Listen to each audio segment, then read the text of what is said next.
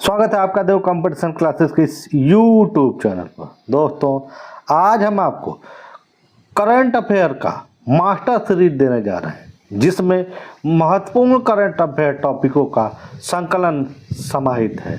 यदि वीडियो पसंद आए तो इसे लाइक शेयर कमेंट अवश्य करें। जो लोग हमारे चैनल पर नए हैं, कृपया इस चैनल को सब्सक्राइब अवश्य कर लें तथा इस वीडियो को ज़्यादा से ज़्यादा शेयर अवश्य करें। और यदि बोलते समय कुछ गलतियां हो तो उसके लिए आप पूरा वीडियो ज़रूर देखेंगे, क्योंकि उसे अंत में सुधार कर दिया गया हुआ। क्योंकि समय का अभाव है, उसे एडिट हम नहीं कर पाएंगे, लेकिन लास्ट में उसे सही करके बोल देंगे। तो देर न करते हुए शुरू करते हैं आज का टॉपिक। नोबेल पुरस्कार 2024। तो नोबेल पुरस्कार कुल 6 क्षेत्रों में दिया जाता है।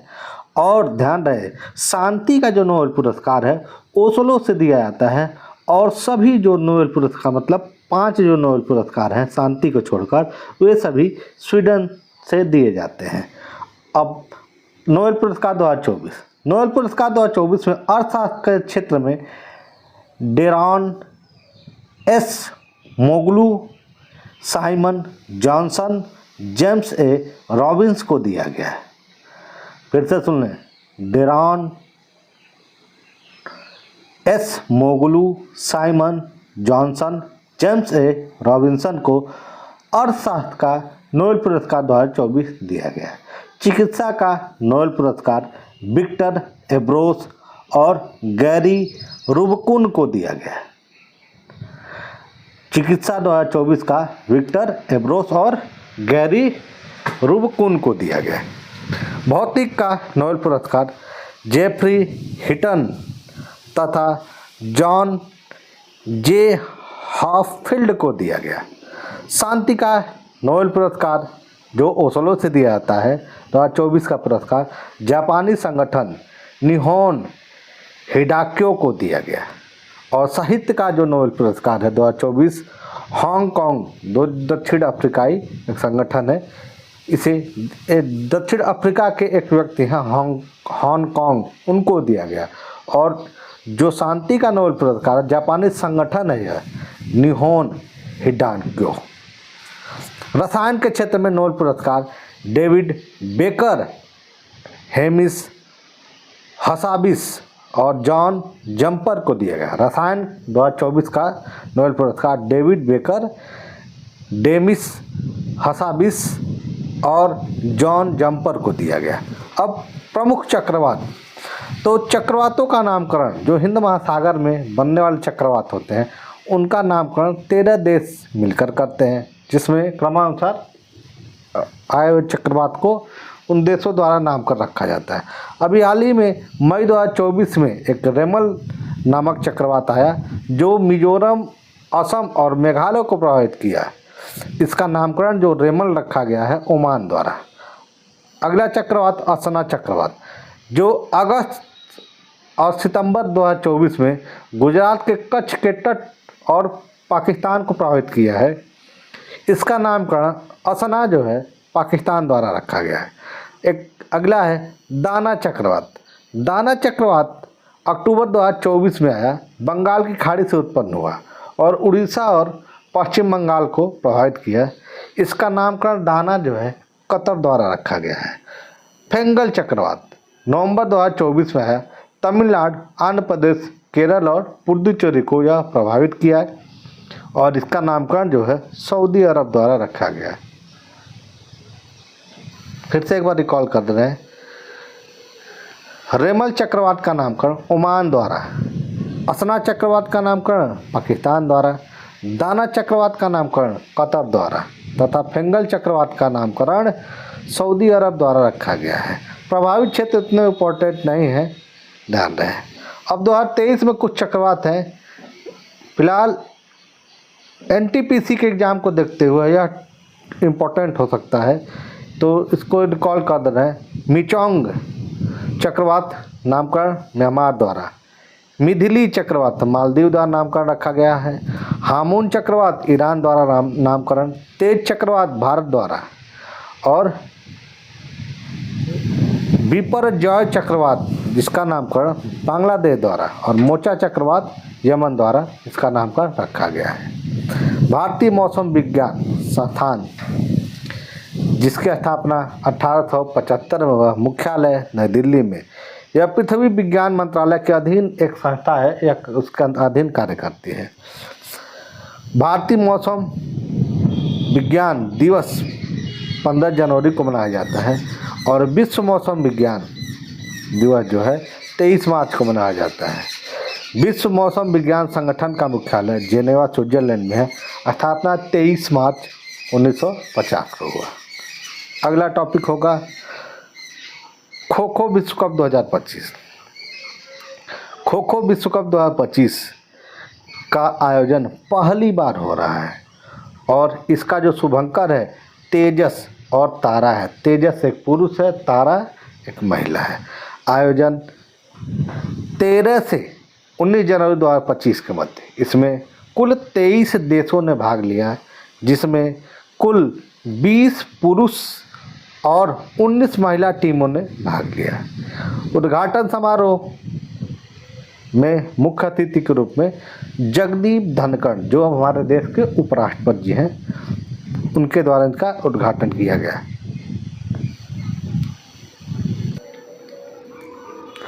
इसका जो टैग लाइन था द वर्ल्ड ग्रोज। आयोजन भारतीय खो खो महासंघ तथा अंतर्राष्ट्रीय खो खो महासंघ द्वारा। इन दोनों का मुख्यालय भारत में ही है, ध्यान रहे। अब खो खो के प्रत्येक टीम में कितने खिलाड़ी होते हैं? तो प्रत्येक टीम में 12 खिलाड़ी होते हैं, लेकिन मैदान पर जो खेलने के लिए जाते हैं 9 खिलाड़ी मैदान पर होते हैं, ध्यान रहे। यानी अगर पूछेगा प्रत्येक पक्ष में कितने खिलाड़ी, तो आपका उत्तर 9 होगा, 12 नहीं हो। तो टीम में जैसे अतिरिक्त प्लेयर के रूप में 12 खिलाड़ी रखे जाते हैं। इसका आयोजन जो है खो खो विश्व कप का आयोजन इंदिरा गांधी इंडोर स्टेडियम नई दिल्ली में हुआ। खो खो विश्व कप का ब्रांड एम्बेसडर सलमान खान और टाइगर श्रॉफ थे। खो खो का जनक, अगर पूछे कि खो खो खेल का जनक कौन है, तो खो खो खेल का जनक जो है भारत है। और खो खो खेल की शुरुआत जो है महाराष्ट्र से माना जाता है। आगे मैच 2 पारियों के लिए खेला जाता है, जिसमें 7 मिनट प्रत्येक पारी को रन बनाने के लिए दिया जाता है, ध्यान दें। भारतीय खो खो महासंघ जिसकी स्थापना 1955 में हुआ, मुख्यालय मुंबई। अध्यक्ष इसके हैं सुधांशु मित्तल। और अंतर्राष्ट्रीय खो खो महासंघ जिसका स्थापना 2018 में हुआ, मुख्यालय नई दिल्ली। अध्यक्ष सुधांशु मित्तल ही इसके भी हैं। आगे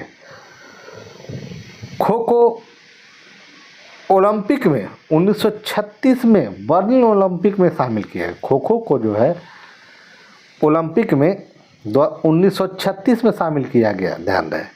और खो खो का जो मैदान होता है आयताकार होता है। इसमें क्रॉस लेन की संख्या अगर पूछ दे तो 8 होता है। खो खो खेल का जनक बाल गंगाधर तिलक को माना जाता है। और खो खो शब्द जो है मराठी शब्द है। खो का अर्थ होता है पीछा करना, जाना और पीछा करना। खो खो विश्व कप 2025 का विजेता भारत ने नेपाल को हराकर यह खो खो विश्व कप जीत लिया। महिला टीम का विजेता भी भारत है। इसमें भी नेपाल को ही हराकर भारत द्वारा जीता गया है।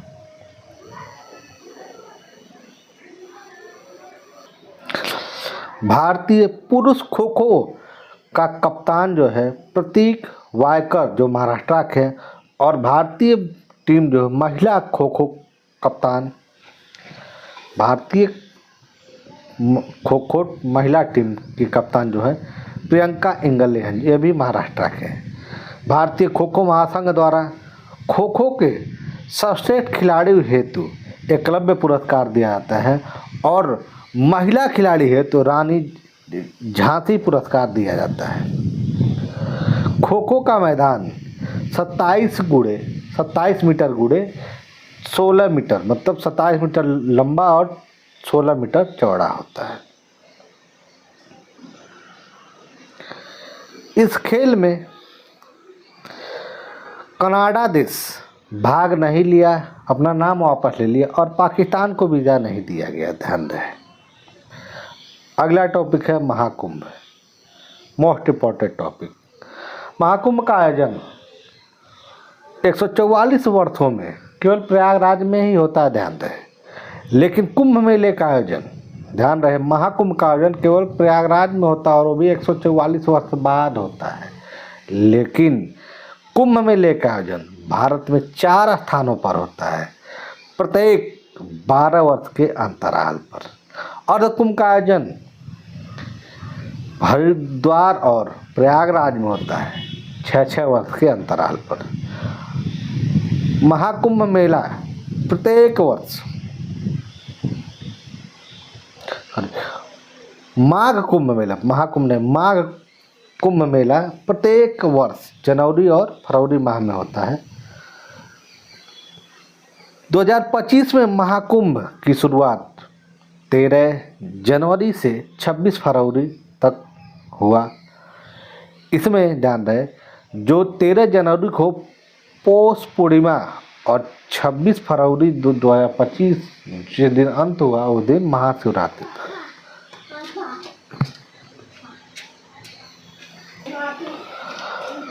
कुंभ का अर्थ होता है जो घड़ा या बर्तन। हरिद्वार में जो कुंभ मेले का आयोजन होता है गंगा नदी पर, उज्जैन में क्षिप्रा नदी पर, नासिक में गोदावरी नदी पर और प्रयागराज में गंगा यमुना सरस्वती के संगम पर होता है, ध्यान रहे। कुंभ मेले की शुरुआत जो है 6वीं शताब्दी में हर्षवर्धन जी द्वारा किया गया। कुंभ मेले को 2017 में यूनेस्को की अमूर्त धरोहर सूची में शामिल किया गया है।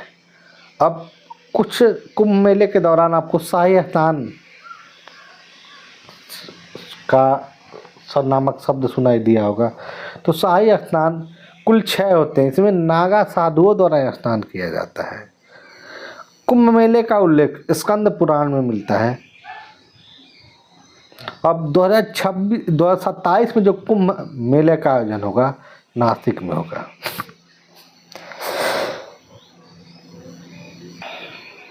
राजस्थान में आदिवासियों द्वारा वेडेश्वर मेला को महाकुंभ कहा जाता है और जो माघ माह में आयोजित होता है। महाकुंभ मेला उत्तर प्रदेश, महाकुंभ मेला के दौरान उत्तर प्रदेश में महाकुंभ मेला क्षेत्र के नाम से एक 76वां अस्थायी जिला घोषित किया गया था। पूर्व का महाकुंभ अम्बुबाची मेला को कहा जाता है जो असम कामाख्या मंदिर पर आयोजित होता है। अब प्रमुख सूचकांक पे ध्यान दें। वैश्विक भूखमरी सूचकांक 2025 में भारत का स्थान 105वां, प्रथम स्थान पर बेलारूस है। प्रेस स्वतंत्रता सूचकांक 2024 में भारत का स्थान 159वां है, लेकिन प्रेस स्वतंत्रता सूचकांक 2025 में 151वां हो गया है, ध्यान दें। प्रथम स्थान पे नॉर्वे और दूसरा स्थान पे डेनमार्क, तीसरा स्थान पे स्वीडन है। यह जो प्रेस स्वतंत्रता सूचकांक आता है रिपोर्टर विदाउट बॉर्डर्स द्वारा। हेलने पासपोर्ट इंडेक्स 2025 भारत का स्थान 85, प्रथम स्थान पर सिंगापुर है। वैश्विक भ्रष्टाचार सूचकांक में भारत का स्थान, वैश्विक भ्रष्टाचार सूचकांक 2024 में भारत का स्थान 96वां है। नवाचार सूचकांक में भारत 39 स्थान पर, प्रथम स्थान पर स्वीडन है। शांति सूचकांक में भारत का स्थान 116 है, प्रथम स्थान पे आइसलैंड। लैंगिक समानता सूचकांक में भारत का स्थान 129, प्रथम स्थान पे आइसलैंड। मानव विकास सूचकांक 2023 यह 2024 में है और इस रिपोर्ट में भारत का स्थान जो है 134वां है, प्रथम स्थान पर स्विट्जरलैंड। स्विट्जरलैंड। वैश्विक ऊर्जा संक्रमण सूचकांक में भारत का स्थान 63, प्रथम स्थान पे Sweden. Global fire power index में भारत का स्थान चौथा, प्रथम स्थान पर अमेरिका, दूसरे स्थान पे रूस, तीसरे पे चीन। आगे अंतर्राष्ट्रीय बौद्धिक संपदा सूचकांक में भारत का स्थान 42, प्रथम स्थान पे अमेरिका। वैश्विक खुशहाली सूचकांक 2024 में भारत का स्थान 126, प्रथम स्थान पे फिनलैंड। जलवायु परिवर्तन प्रदर्शन सूचकांक 2024 में भारत का स्थान 7वां है, प्रथम स्थान पे डेनमार्क, और इसे जारी करता है जर्मन वॉच द्वारा। आगे ग्लोबल यूनिकॉर्न सूचकांक में भारत का स्थान तीसरा है, प्रथम स्थान पे अमेरिका, दूसरे पे इंग्लैंड, तीसरे पे फ्रांस। पर्यटन सूचकांक, पर्यटन विकास सूचकांक में भारत का स्थान 39, प्रथम स्थान पे अमेरिका।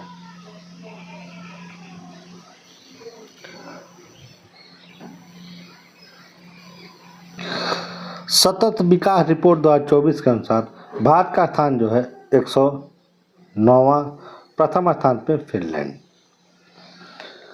वैश्विक खुशहाली सूचकांक 2025 मोस्ट इम्पॉर्टेंट, 2025 के जो सूचकांक होंगे मोस्ट इम्पॉर्टेंट हो। सूचकांक अधिकतर करंट वर्ष का पूछा जाता है। तो वैश्विक खुशहाली सूचकांक 2025 भारत का स्थान 118 है। आर्थिक स्वतंत्रता सूचकांक 2024, इसमें भारत का स्थान 84। वैश्विक जेंडर गैप रिपोर्ट 2024 में भारत का स्थान 129वां है। दुनिया का तीसरा सबसे बड़ा ई कॉमर्स प्लेटफॉर्म जो है जेम बना है, ध्यान रहे। जलवायु परिवर्तन प्रदर्शन सूचकांक 2025 में भारत का स्थान 10वां, और 2024 में पूछेगा तो 7वां था, प्रथम स्थान पे डेनमार्क। वैश्विक प्राकृतिक संरक्षण सूचकांक 2024 भारत का स्थान 176वां, और प्रथम स्थान पे लग्जमबर्ग। कुल देशों की संख्या 180, अंतिम स्थान पे किरीबाती है। आगे 2025 में मेजर ध्यानचंद खेल रत्न पुरस्कार कुल 4 लोगों को दिया गया, जिसमें डी गुकेश शतरंज के खिलाड़ी तमिलनाडु के हैं, हरमनप्रीत सिंह हॉकी के खिलाड़ी जो पंजाब राज्य के हैं, प्रवीण कुमार पैरा एथलीट हैं और उत्तर प्रदेश के हैं, मनु भाकर जो निशानेबाज हैं और ये हरियाणा राज्य के हैं। अगला टॉपिक राष्ट्रीय खेल 2025। तो राष्ट्रीय खेल 2025 जो है 38वां संस्करण था। इसका आयोजन उत्तराखंड में हुआ, जो 28 जनवरी से 14 फरवरी के मध्य। इसमें कुल खेलों की संख्या 35, और प्रथम स्थान पे सर्विसेज स्पोर्ट कंट्रोल बोर्ड, जिसने 68 गोल्ड, 26 रजत और 27 कांस्य पदक के साथ कुल 121 पदक जीते। दूसरा स्थान पे महाराष्ट्र 54 गोल्ड, 71 रजत और 76 कांस्य पदक, कुल 201 पदक जीते। लेकिन जो रैंकिंग बनती है, ध्यान रहे, गोल्ड के आधार पे बनती है। तो सर्विसेज स्पोर्ट कंट्रोल बोर्ड द्वारा गोल्ड 68 जीता गया और महाराष्ट्र द्वारा गोल्ड 54 जीता गया। तीसरा स्थान पे हरियाणा है, 48 गोल्ड, 47 रजत और 58 कांस्य पदक। और चौथे स्थान पे आपका है मध्य प्रदेश, 34 गोल्ड, 36 रजत और 22 कांस्य पदक, कुल 82 पदक। तो बस इसमें ध्यान रहे, क्रम याद करें, इसमें पदक की संख्या नहीं पूछी जाती है। अंतिम स्थान पे है सिक्किम, जिसने 2 कांस्य पदक जीता है, ध्यान रहे। इसका उद्घाटन जो है, यानी राष्ट्रीय खेल 2025 का उद्घाटन राजीव गांधी अंतर्राष्ट्रीय स्टेडियम देहरादून में हुआ, प्रधानमंत्री मोदी जी द्वारा। इसका जो थीम सॉन्ग था हल्ला धूम धड़क्का। और कर्नाटक की जो टीम है, कर्नाटक की टीम द्वारा हॉकी में गोल्ड पदक जीता गया। राष्ट्रीय खेल का आयोजन सर्वप्रथम 1924 में हुआ और इस राष्ट्रीय खेल का आयोजन जो होता है भारतीय ओलंपिक संघ द्वारा किया जाता है। भारतीय ओलंपिक संघ की स्थापना 1927 में हुआ, मुख्यालय नई दिल्ली में, और उसकी वर्तमान अध्यक्ष जो है पीटी उषा उड़नपरी है। पूछ सकता है कि 37वां राष्ट्रीय खेल का आयोजन कहाँ हुआ था, तो 37वां राष्ट्रीय खेल 2024 का आयोजन गोवा में हुआ। इसमें गोवा में 2023 में हुआ। इसमें प्रथम स्थान पे आपका महाराष्ट्र था और 39वां राष्ट्रीय खेल का आयोजन 2026 में मेघालय में होगा। ध्यान दें। अगला टॉपिक, भारत में शास्त्रीय भाषा। तो भारत में शास्त्रीय भाषाओं की जो संख्या है पहले 6 थी, वर्तमान में 11 हो गई, जिसमें 6 में संस्कृत, तेलुगु, तमिल, कन्नड़, मलयालम, उड़ीसी। संस्कृत, तमिल, तेलुगु, कन्नड़, मलयालम, उड़ीसी थी। अगर पूछ दे कि सबसे प्राचीन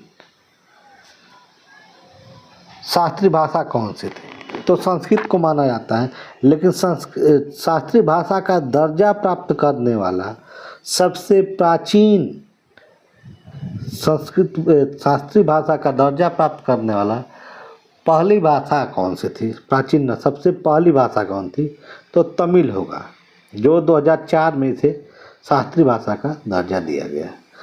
और जो 5 नए जोड़े गए हैं, ध्यान रहे इसमें, इनसे क्वेश्चन बन सकता है।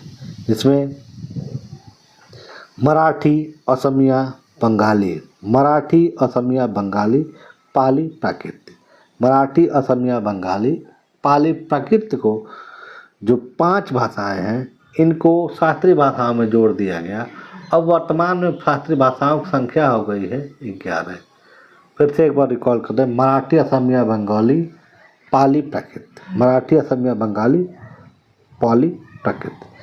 फिर से 11 का रिकॉल कर रहे हैं, संस्कृत, तेलुगु, तमिल, कन्नड़, मलयालम, उड़ीसी। संस्कृत, तेलुगु, तमिल, कन्नड़, मलयालम, उड़ीसी, मराठी, असमिया, बांग्ला, पाली, प्राकृत। ध्यान है, कुल इनकी संख्या 11। अब प्रमुख सैन्य अभ्यास 2024-25। सूर्य किरण नामक सैन्य अभ्यास जो है भारत और नेपाल के साथ हुआ। इसका आयोजन नेपाल में किया गया। नोमैडिक एलिफेंट, इसका आयोजन भारत और मलेशिया के मध्य मेघालय के उमरई में हुआ। बोंगो सागर, इसका आयोजन 2023 में हुआ बांग्लादेश के साथ। मित्र शक्ति नामक संयुक्त सैन्य अभ्यास भारत और श्रीलंका के मध्य, इसका 10वां संस्करण का आयोजन हुआ। डेजर्ट साइक्लोन नामक संयुक्त सैन्य अभ्यास भारत और यूएई संयुक्त अरब अमीरात के मध्य हुआ और महाजन राजस्थान में। जिमेक्स जो है भारत और जापान के साथ हुआ और इसका आयोजन जापान में हुआ। दोस्ती 16, इसमें मालदीव, श्रीलंका और भारत का एक संयुक्त सैन्य अभ्यास है, इसका आयोजन मालदीव में हुआ। युद्ध अभ्यास जो है भारत और अमेरिका के मध्य जोधपुर में हुआ। अल नहाज जो है नामक संयुक्त सैन्य अभ्यास भारत और ओमान के मध्य ओमान में आयोजित हुआ। मैत्री जो है, मैत्री नामक संयुक्त सैन्य अभ्यास भारत और थाईलैंड के मध्य हुआ, इसका आयोजन थाईलैंड में। नसीम अल वहर जो नामक संयुक्त सैन्य अभ्यास का आयोजन भारत और ओमान के मध्य गोवा के तट पर हुआ। वरुण, तो ध्यान दें, वरुण नामक जो 2 सैन्य अभ्यास होते हैं या भारत और फ्रांस के साथ होते हैं। वरुण जो इसका आयोजन फ्रांस के साथ भूमध्य सागर में हुआ है, जो 22वां संस्करण था। धर्म गार्जियन यह 5वां संस्करण था और भारत और जापान के मध्य राजस्थान में आयोजित हुआ। समूह लक्ष्मण भारत और मलेशिया के साथ विशाखापट्टनम में। टाइगर ट्रम्प नामक संयुक्त सैन्य अभ्यास भारत और अमेरिका के मध्य विशाखापट्टनम में हुआ। लामीतीये नामक संयुक्त सैन्य अभ्यास सेशेल्स के साथ, भारत और सेशेल्स का सेशेल्स में हुआ। वायु शक्ति 2024 नामक संयुक्त सैन्य अभ्यास भारतीय सेनाओं के मध्य, यानी भारत के तीनों सेनाओं के मध्य हुआ पोखरण राजस्थान में।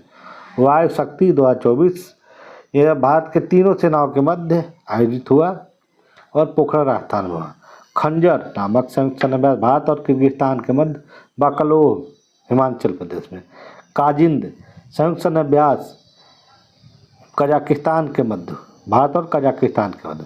सिम्बेक्स, तो सिम्बेक्स कहीं कहीं लिखा होता है, सिम्बेक्स जो है नामक संयुक्त सैन्य अभ्यास भारत और सिंगापुर के मध्य, सिंगापुर में।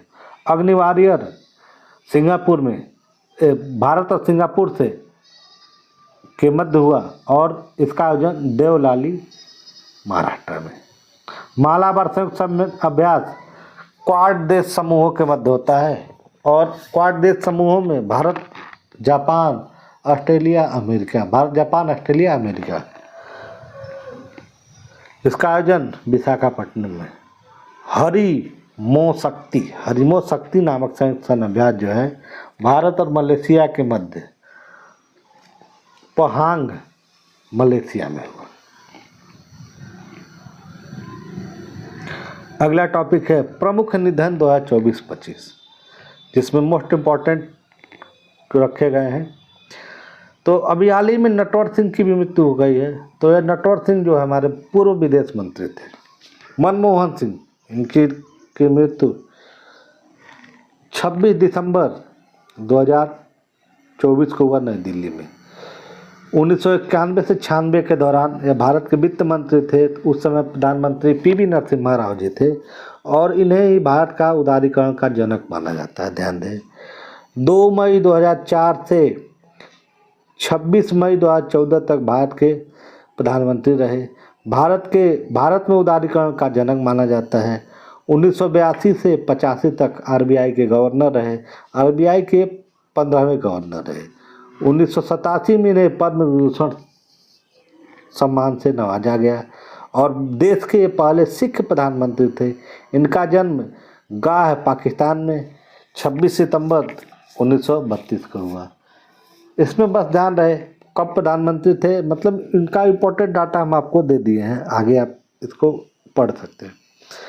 रतन टाटा, इनकी मृत्यु जो हुई है 9 अक्टूबर 2024 को हुआ। मुंबई के ब्रिच कैंडी अस्पताल में हुआ।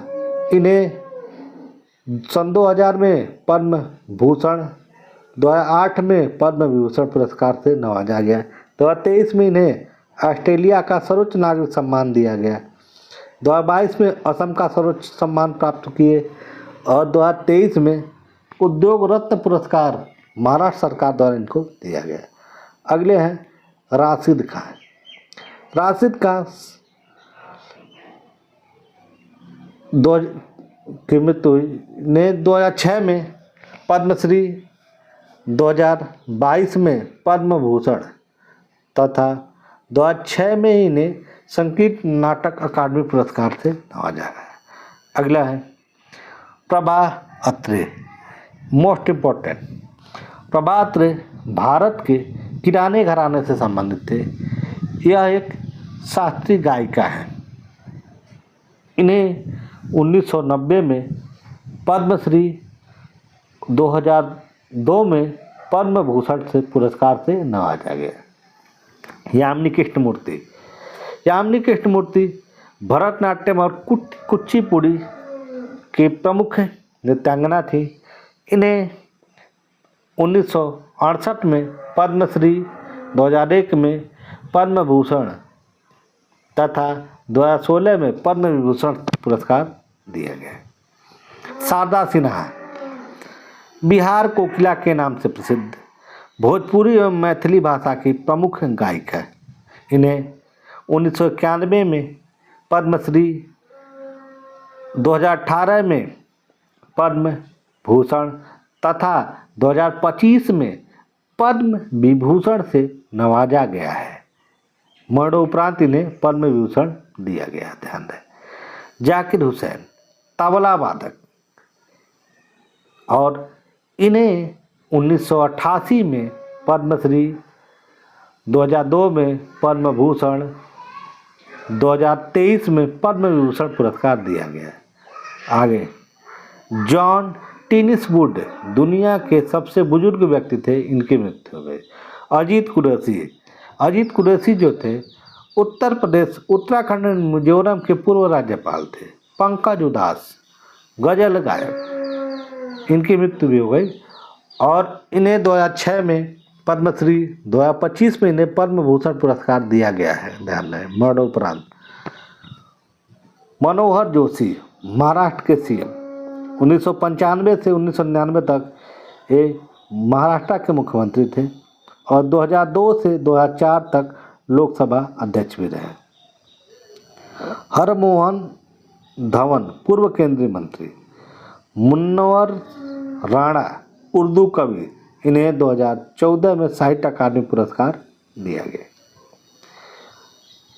मालती जोशी प्रसिद्ध हिंदी लेखिका है, 2018 में पद्मश्री पुरस्कार प्राप्त की। कमला पुजारी उड़ीसा की आदिवासी महिला, जिन्हें 2019 में पद्मश्री पुरस्कार दिया गया है। डॉक्टर रामनारायण अग्रवाल अग्नि मिसाइल के पितामह कहे जाते हैं, इनकी भी मृत्यु हो गई है, ध्यान रहे। प्रमुख पुरस्कार 2024-25। आगे इसमें देखिए, 70वां दादा साहब फाल्के पुरस्कार फिल्म फेस्टिवल अवार्ड का आयोजन मुंबई में हुआ। इसमें सर्वश्रेष्ठ फिल्म जवान, सर्वश्रेष्ठ अभिनेता शाहरुख खान और सर्वश्रेष्ठ अभिनेत्री नयनतारा को दिया गया। लेकिन 54वां दादा साहब फाल्के पुरस्कार मिथुन चक्रवर्ती को दिया गया है। इनका एक गाना इनका है, I am a disco dancer, इससे गाने से यह फेमस हुए थे, ध्यान रहे। 69वां फिल्म फेयर अवार्ड 2024, आयोजन गांधीनगर गुजरात में। सर्वश्रेष्ठ अभिनेता रणबीर कपूर, सर्वश्रेष्ठ अभिनेत्री आलिया भट्ट और सर्वश्रेष्ठ फिल्म 12वीं फेल। 70वां राष्ट्रीय फिल्म पुरस्कार 2024, सर्वश्रेष्ठ अभिनेता ऋषभ शेट्टी, सर्वश्रेष्ठ अभिनेत्री नित्या मेनन और मानसी पारेख। सर्वश्रेष्ठ फिल्म आट्टम,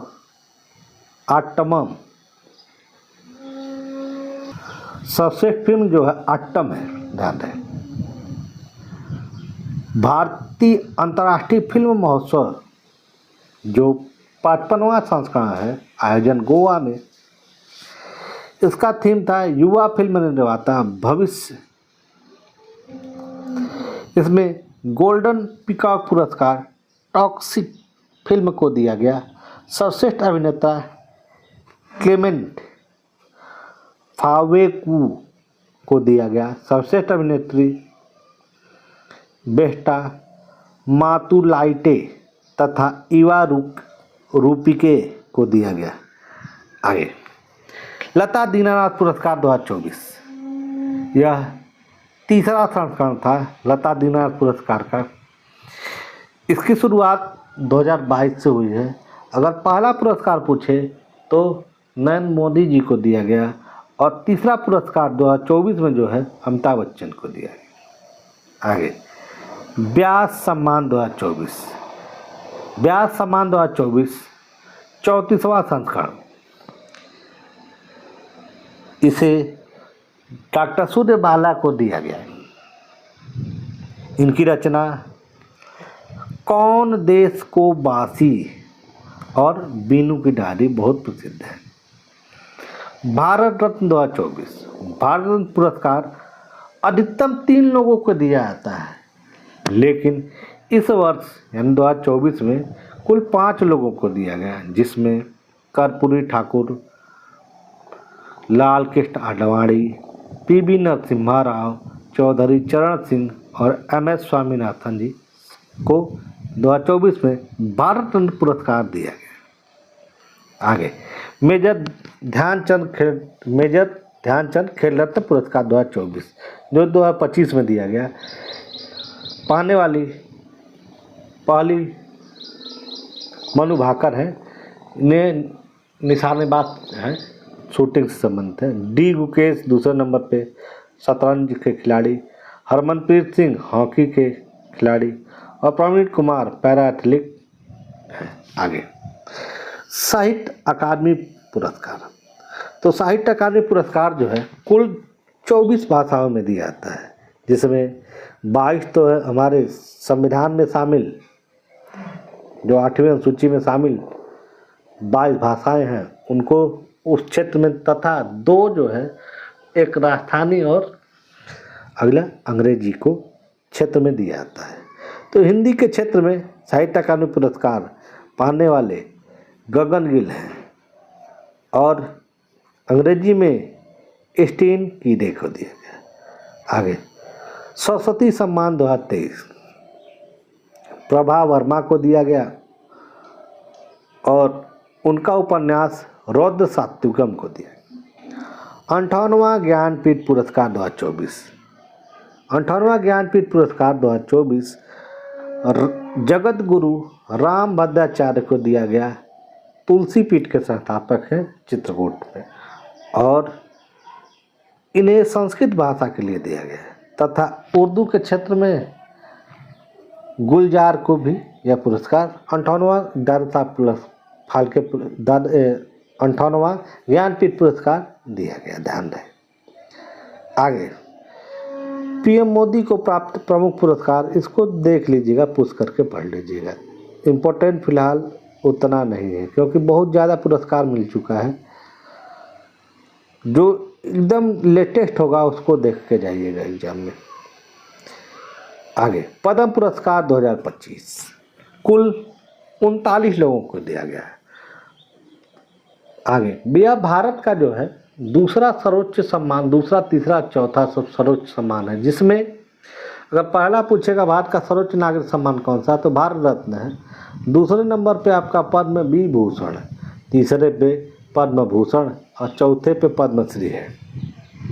तो 2025 में कुल 139 लोगों को दिया गया, जिसमें 7 पद्म विभूषण, 19 पद्म भूषण और 113 पद्मश्री शामिल है। इस वर्ष 23 महिलाएं, 10 विदेशी और 13 लोगों को मरणोपरांत पद्म पुरस्कार दिए गए। इसमें पद्म भूषण में 7 लोग कौन कौन से हैं, तो शारदा सिन्हा कला के क्षेत्र में जो बिहार के हैं और छठ गीत के लिए बहुत प्रसिद्ध थी है। दूसरे हैं लक्ष्मी नारायण सुब्रमण्यम कला के क्षेत्र में कर्नाटक के हैं। तीसरी कुमुदनी रजनीकांत लाखिया कला के क्षेत्र में है, गुजरात से संबंधित है। चौथे हैं दुर्बुन नागेश्वर रेड्डी चिकित्सा के क्षेत्र में तेलंगाना से है। अगले हैं न्यायमूर्ति जगदीश सिंह खेहर लोक सेवा के क्षेत्र में चंडीगढ़ से संबंधित है। और छठवें हैं यमटी वासुदेवन नारायण नायर मरणोपरांत इन्हें दिया गया है और साहित्य व शिक्षा के क्षेत्र में इन्हें दिया गया है और केरल राज्य से संबंधित है। 7वें हैं ओसामू सुजुकी मरणोपरांत इनको दिया गया, व्यापार और उद्योग से संबंधित है, जापान के। आगे मिस यूनिवर्स 2024 विक्टोरिया को दिया गया, यह डेनमार्क के हैं। मिस यूनिवर्स इंडिया 2024 रिया सिन्हा गुजरात की हैं, इन्हें दिया गया यानी इन्होंने जीता। और फेमना मिस अवार्ड 2024 निकिता पोरवाल जो मध्य प्रदेश की हैं ने जीता। आगे 5वां राष्ट्रीय जल पुरस्कार 2023 जिसमें जल के क्षेत्र में उड़ीसा नंबर 1 पे है, उनका पुरस्कार दिया गया। यानी यह राष्ट्रीय जल पुरस्कार जो है जल कृषि बागवानी समुद्र इत्यादि क्षेत्रों में दिया गया है। तो जल के क्षेत्र में उड़ीसा को दिया गया, कृषि क्षेत्र में नंबर 1 पे महाराष्ट्र को रखा गया और बागवानी के क्षेत्र में नागालैंड को रखा गया, समुद्री क्षेत्र में केरल को रखा गया है। आगे 2024-25 की प्रमुख पुस्तक और लेखक तो देख ही लेते हैं इसको। 4 स्टार ऑफ डेस्टिनी यह यम नरवणे जी की पुस्तक है। पावर विदिन द लीडरशिप तथा लेजेंसी ऑफ नरेंद्र मोदी यह आर बाला सुब्रमण्यम की पुस्तक है, जो नरेंद्र मोदी जी पर लिखा गया, यानी हमारे प्रधानमंत्री पर लिखा गया है। लोकतंत्र का विचार सैम पित्रोदा का है। Mother Mary comes to me Arundhati Roy की पुस्तक है। A journey from black gold to white gold Kuldip की नायर की पुस्तक है। इसमें इतने इम्पोर्टेंट नहीं, ध्यान दें इसमें जो अरुंधति राय का है यह इम्पोर्टेंट होगा और इसको पुश करके देख लीजिएगा। इसमें ज़्यादा पढ़ने लायक नहीं है, समय वेस्ट होगा, इसके लिए आप इसको पुश करके देख लीजिएगा।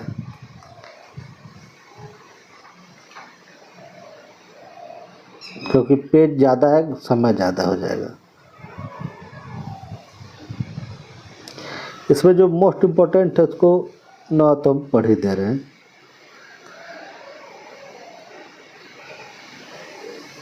विटनेस यह साक्षी मलिक की पुस्तक है।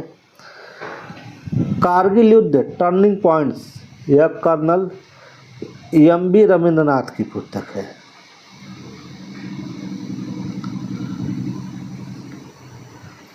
राम मंदिर राष्ट्र एक साझी विरासत आरिफ मोहम्मद खान की पुस्तक है।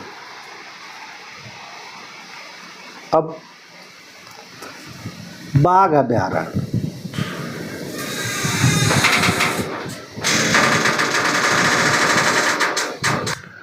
भारत में प्रोजेक्ट टाइगर की शुरुआत 1973 में हुआ और टाइगर मैन के नाम से इस कैलाश सांख्याल को जाना जाता है। IUCN की रेड डाटा बुक में बाघ को लुप्त प्राय में शामिल किया गया है। बाघ गणना की 2022 के अनुसार भारत में कुल बाघों की संख्या 3167 है। सर्वाधिक बाघ वाला अभयारण्य पूछेगा तो जिम कॉर्बेट राष्ट्रीय उद्यान, जिसका वर्तमान नाम है रामगंगा अभयारण्य, उत्तराखंड में स्थित है। मार्च 2025 तक भारत में कुल बाघ अभयारण्यों की संख्या 58 हो गई। 56वां बाघ अभयारण्य गुरु घासीदास तिमोर पिंगला जो छत्तीसगढ़ में है, इसे 56वां बाघ अभयारण्य घोषित किया गया। 57वां जो राष्ट्र टाइगर रिजर्व है रातापानी टाइगर रिजर्व जो मध्य प्रदेश में स्थित है। 58वां माधव राष्ट्रीय उद्यान मध्य प्रदेश। भारत का सबसे बड़ा टाइगर रिजर्व पूछेगा तो नागार्जुन श्रीशैलम जो आंध्र प्रदेश में है। सबसे छोटा पूछे तो बोर जो टाइगर रिजर्व है महाराष्ट्र में। पीलीभीत टाइगर रिजर्व उत्तर प्रदेश का है। सबसे तेज बाघों की संख्या दोगुना करने वाला टाइगर रिजर्व है। इसी का इसे अंतर्राष्ट्रीय पुरस्कार T*2 पुरस्कार दिया गया। सर्वाधिक बाघ अभयारण्य पूछे भारत में कहाँ है तो मध्य प्रदेश में है। और पहला बाघ अभयारण्य पूछे कौन सा है तो उत्तराखंड में स्थित जिम कॉर्बेट राष्ट्रीय उद्यान, ध्यान देना। और ये भारत का पहला राष्ट्रीय उद्यान भी था। 1936 में से राष्ट्रीय उद्यान घोषित किया गया था। अंतर्राष्ट्रीय बिग कैट्स अलायंस भारत द्वारा प्रारंभ किया गया। इसमें बिल्ली की 7 प्रजातियों का संरक्षण किया, जिसके अंतर्गत बाघ, शेर, तेंदुआ, हेन तेंदुआ, जगुआर, प्यूमा, चीता शामिल हैं। और इस संगठन में भारत, निकारागुआ, एस्वातिनी और सोमालिया देश शामिल हैं। पहली बाघ गणना जो है 2006 में हुआ और प्रत्येक 4 वर्ष अंतराल पर इसका गणना होता है, बाघ गणना होते हैं। और 2022 में जो गणना हुई थी यह भारत की 5वीं गणना है। बाघ रिपोर्ट ध्यान दें। प्रमुख ब्रांड एम्बेसडर तो जहाज रानी एवं जलमार्ग मंत्रालय का जो ब्रांड एम्बेसडर है मनु भाकर है। थाईलैंड पर्यटन के जो ब्रांड एम्बेसडर सोनू सूद है। यूनिसेफ इंडिया की brand ambassador Kareena Kapoor. Space India की ब्रांड एम्बेसडर संजना। यूपीआई सुरक्षा के जो ब्रांड एम्बेसडर बनाए गए हैं पंकज त्रिपाठी बनाए गए। राजस्थान में बेटी बचाओ बेटी पढ़ाओ योजना के ब्रांड एम्बेसडर अवनी लेखरा। हरियाणा की बेटी बचाओ बेटी पढ़ाओ की ब्रांड एम्बेसडर मनु भाकर है। महाकुंभ 2025 स्वच्छता के जो ब्रांड एम्बेसडर हैं महाकुंभ 2025 स्वच्छता के जो ब्रांड एम्बेसडर हैं राजेंद्र तिवारी और महेंद्र योगेश हैं तथा महाकुंभ 2025 के ब्रांड एम्बेसडर अगर पूछे तो अमिताभ बच्चन है। खो खो कप 2025 जो पहला था इसके ब्रांड एम्बेसडर पूछे तो सलमान खान और टाइगर श्रॉफ। खो खो विश्व कप 2025 विजेता भारत, उपविजेता नेपाल है, ध्यान देना है। तंबाकू नियंत्रण के जो brand ambassador PV Sindhu. ICC T20 विश्व कप 2024 के ब्रांड एम्बेसडर युवराज सिंह और Usain bolt. Beti Bachao Beti Padhao brand ambassador Bharat सरकार का जो है इसमें पिंकी जो मिर्ज़ापुर के हैं इनको ब्रांड एम्बेसडर बनाया गया है। SBI और लेस चिप्स के जो ब्रांड एम्बेसडर MS धोनी है। पश्चिम बंगाल राज्य के ब्रांड एम्बेसडर सौरभ गांगुली हैं। चुनाव आयोग के ब्रांड एम्बेसडर राजकुमार राव हैं। भारत पेट्रोलियम के ब्रांड एम्बेसडर राहुल द्रविड़ है। जियो सिनेमा के ब्रांड एम्बेसडर रोहित शर्मा है। उत्तराखंड राज्य के ब्रांड एम्बेसडर ऋषभ पंत हैं। BSF के ब्रांड एम्बेसडर विराट कोहली हैं। फिट इंडिया मूवमेंट के ब्रांड एम्बेसडर नरेंद्र कुमार यादव हैं और अतुल्य भारत के ब्रांड एम्बेसडर नरेंद्र मोदी जी हैं। नमामि गंगे परियोजना के ब्रांड एम्बेसडर चाचा चौधरी हैं। एक जिला एक उत्पाद जो उत्तर प्रदेश सरकार का है वो एक जिला एक उत्पाद योजना के जो ब्रांड एम्बेसडर कंगना रनौत हैं। एशियन हॉकी फेडरेशन के जो ब्रांड एम्बेसडर हैं सलीमा टेटे और महिंद्रा ट्रैक्टर्स के जो ब्रांड एम्बेसडर है महेश बाबू हैं। अब प्रमुख रामसर स्थल। रामसर दिवस 2 फरवरी को मनाया जाता है और रामसर जो स्थल है ईरान का एक शहर है रामसर नामक। वहीं पे आंध्र भूमियों के संरक्षण के लिए एक सम्मेलन का आयोजन हुआ। अब उसी के नाम पर रामसर स्थल घोषित कर दिया गया है। तो रामसर स्थल सम्मेलन जो हुआ था 2 फरवरी 1971 को हुआ था। यह आंध्र भूमियों के संरक्षण से संबंधित एक कार्यक्रम है। इसमें ध्यान दें भारत में कुल रामसर स्थलों की संख्या 89 हो गई जो एशिया में सर्वाधिक है। लेकिन सर्वाधिक रामसर स्थल पूछे तो इंग्लैंड के पास है 176 और दूसरा स्थान पे है मैक्सिको 144। विश्व में कुल रामसर स्थलों की संख्या 2529 यानी 2529 फरवरी 2025 के अनुसार ध्यान देना। भारत का पहला रामसर स्थल अगर पूछेगा तो केवलादेव राष्ट्रीय उद्यान और चिल्का झील को एक साथ आंध्र भूमि में शामिल किया गया। ध्यान देना 1981 में केवलादेव राष्ट्रीय उद्यान जो राजस्थान में है और चिल्का झील उड़ीसा में थे। भारत की सबसे बड़ी रामसर स्थल सुंदरबन है जो पश्चिम बंगाल में है। इसे 2019 में शामिल किया गया। और सबसे छोटा पूछेगा रामसर स्थल रेणुका जी, यह हिमाचल प्रदेश में है, 2005 में शामिल किया गया। सर्वाधिक रामसर स्थल वाला अगर राज्य पूछेगा तो तमिलनाडु है। दूसरे नंबर पे उत्तर प्रदेश है, ध्यान देना।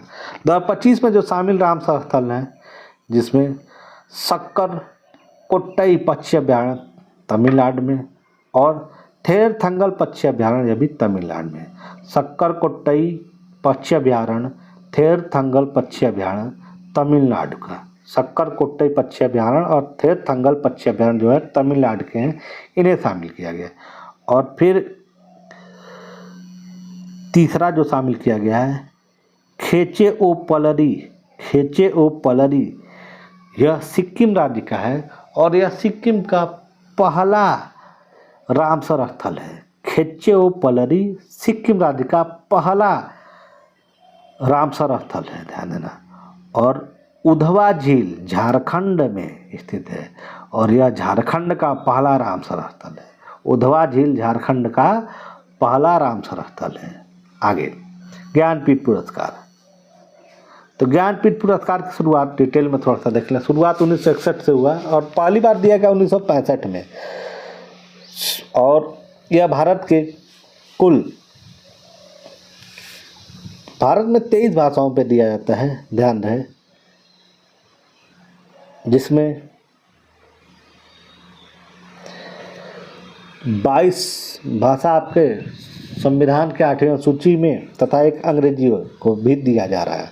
अंग्रेजी के क्षेत्र में पहली बार इसे 2018 में जो 54वां ज्ञानपीठ पुरस्कार अमिताभ घोष को दिया गया था, ध्यान देना। इसके अंतर्गत प्रारंभ में जो 1961 में शुरू हुआ था तो 1 लाख रुपये पुरस्कार दिया जाता है। 2005 में 7 लाख हो गया, लेकिन वर्तमान में पूछा ज्ञानपीठ पुरस्कार में कुल कितने पुरस्कार राशि है, तो 11 लाख रुपये प्लस प्रशस्ति पत्र और वाग देवी की मूर्ति भी दिया जाता है।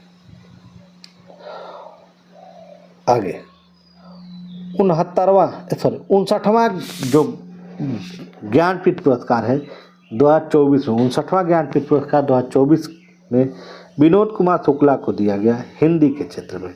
यह छत्तीसगढ़ के हैं और इनकी जो उपन्यास है नौकर की कमीज, खिलेगा तो देखेंगे, दीवार में एक खिड़की रहती थी, यह इनकी रचनाएं हैं जो प्रसिद्ध है।